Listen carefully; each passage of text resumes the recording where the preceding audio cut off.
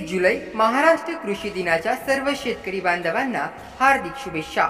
शुभेच्छुक जय किसान nursery, विविध फळझाडे फुलझाडे निर्मिती करणारी नर्सरी, प्रोप्रायटर कमलाकर परब। आमचा पत्ता काळेपाणी पिंगुळी तालुका कुडाळ।